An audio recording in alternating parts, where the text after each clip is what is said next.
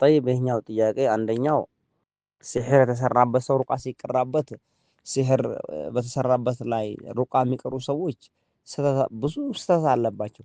ከስህተታቸው አንዱ ምንድነው? ያስለፈልፋሉ። ማን ያደረገብህ? ማን የላከ? ይሄ አይቻልም፣ ክልክል ነው ይላሉ። በቃ የሚፈልገው ርጂኑ ለቆ እንዲወጣ ነው አይደለም? ለቀህ ውጣ በቃ ማንም ያድርግ ማንም፣ በቃ እንዲህ መዝጋት ነው። ስለዚህ ማስለፍለፉ አስፈላጊ አይደለም ይላሉ። ብዙ ሰዎችን ከሰዎች ጋራ ስለሚያቆራርጥ ጥሩ አይደለም ይላሉ። እማ የተቀበረበትን ቦታ መንገር ያስለፈልፈዋል፣ ይናገራል እንጂ ማን ያደረገብህ ለምንድን ነው ያደረገው ምናምን ላ ይሄ ብዙ ጊዜ ጂኑ ስለሚዋሽ ይዋሻል፣ ሰዎችንም ከሰዎች ያጣላል። ስለዚህ ነው የቀበረበት ቦታ ምናምን ከሆነ ይናገር እንጂ ከዛ ውጪ ላ። ሁለተኛው ጥያቄ ሀገራችን ላይ ሙቅ ውሃ አለ፣ ጸበል አለ። እዛ መሄድ እንዴት ነው የሚለው? ይሄ ጸበል ሙቅ ውሃ ችግር የለውም መድኃኒት ነው።